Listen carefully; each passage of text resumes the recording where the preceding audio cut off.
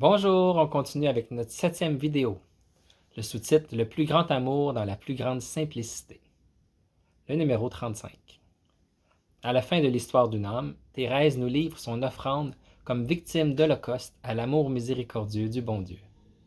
En se livrant pleinement à l'action de l'Esprit, elle reçoit, sans bruit ni signe particulier, la surabondance de l'eau vive.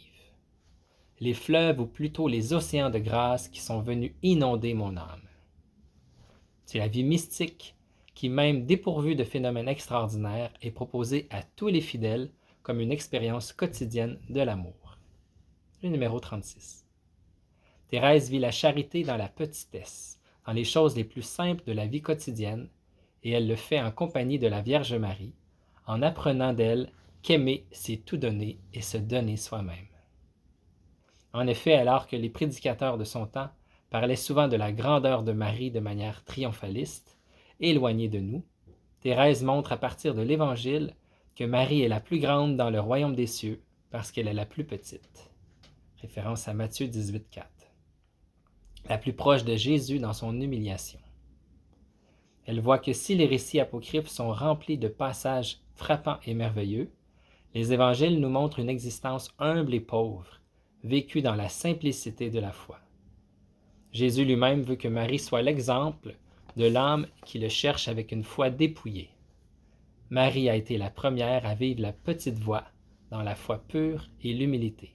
C'est pourquoi Thérèse n'a pas peur d'écrire « Je sais qu'à Nazareth, mère pleine de grâce, tu vis très pauvrement, ne voulant rien de plus, point de ravissement, de miracle, d'extase, n'embellisse ta vie, ô reine des élus.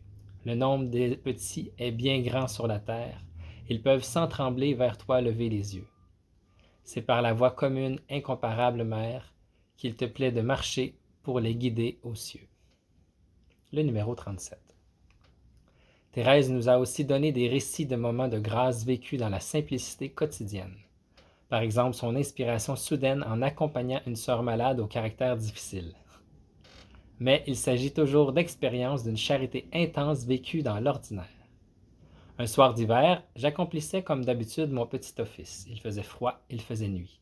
Tout à coup, j'entendis dans le lointain le son harmonieux d'un instrument de musique. Alors, je me représentais un salon bien éclairé, tout brillant de dorures. Des jeunes filles élégamment vêtues, se faisant mutuellement des compliments et des politesses mondaines. Puis mon regard se porta sur la pauvre malade que je soutenais. Au lieu d'une mélodie, j'entendais de temps en temps ces gémissements plaintifs. Au lieu de dorures, je voyais les briques de notre cloître austère, à peine éclairées par une faible lueur. Je ne puis exprimer ce qui se passa dans mon âme. Ce que je sais, c'est que le Seigneur l'illumina des rayons de la vérité qui surpassèrent tellement l'éclat ténébreux des fêtes de la terre que je ne pouvais croire à mon bonheur. Ah! Pour 1000 ans des fêtes mondaines, je n'aurais pas tout donné. Je n'aurais pas donné les 10 minutes employées à remplir mon humble office de charité. Le sous-titre Au cœur de l'Église. Numéro 38. Thérèse a hérité de sainte Thérèse d'Avila un grand amour pour l'Église et a pu atteindre les profondeurs de ce mystère. Nous le voyons dans sa découverte du cœur de l'Église, dans une longue prière à Jésus écrite le 8 septembre 1896, jour du 6e anniversaire de sa profession religieuse. La sainte confie au Seigneur qu'elle est animée d'un immense désir, d'une passion pour l'Évangile qu'aucune vocation ne peut satisfaire à elle seule. Ainsi, à la recherche de sa place dans l'Église, elle relit les chapitres 12 et 13 de la première lettre de saint Paul apôtre aux Corinthiens. Le numéro 39. Au chapitre 12, l'apôtre utilise la métaphore du corps et de ses membres pour expliquer que l'Église comprend une grande variété de charismes ordonnés selon un ordre hiérarchique. Mais cette description ne suffit pas à Thérèse. Elle poursuit ses recherches, lit l'hymne à la charité du chapitre 13. Il trouve la grande réponse et écrit cette page mémorable. Considérant le corps mystique de l'Église, je ne m'étais reconnu dans aucun des membres décrits par saint Paul. Ou plutôt, je voulais me reconnaître en tous. La charité me donna la clé de ma vocation. J'ai compris que si l'Église avait un corps composé de différents membres, le plus nécessaire, le plus noble de tous ne lui manquait pas.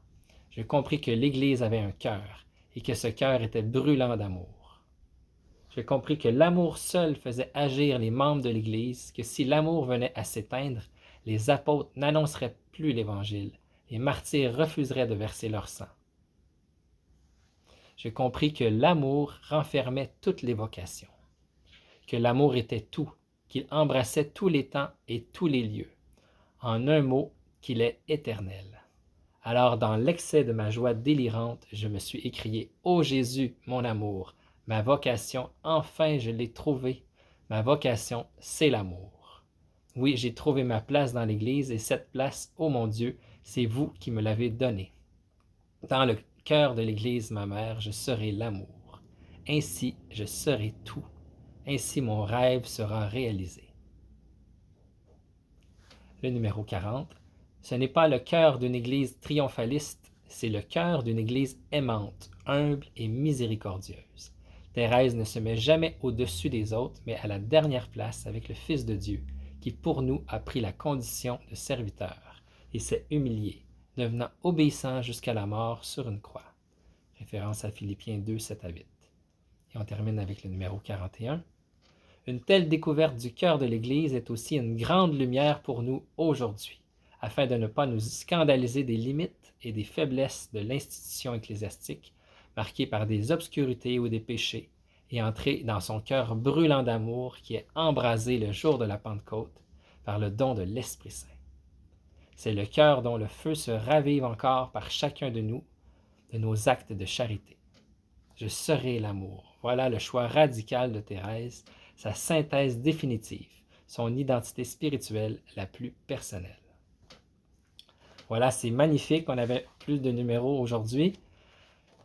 C'est beau de voir l'importance du quotidien, des petites choses faites avec amour, ce qu'on lisait dans les premiers numéros. Et là, quand elle dit « La charité a été la clé de ma vocation », c'est magnifique, sa vocation qui est l'amour. Il suffit d'aimer dans les petites choses. Et elle va dire un peu plus loin que le plus petit acte de pur amour vaut plus que tous les œuvres d'Église. On n'a pas idée comment c'est à notre portée d'aimer dans les petites choses. C'est vraiment une révolution, là.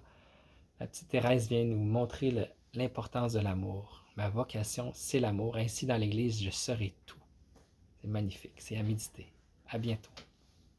Et à vivre surtout.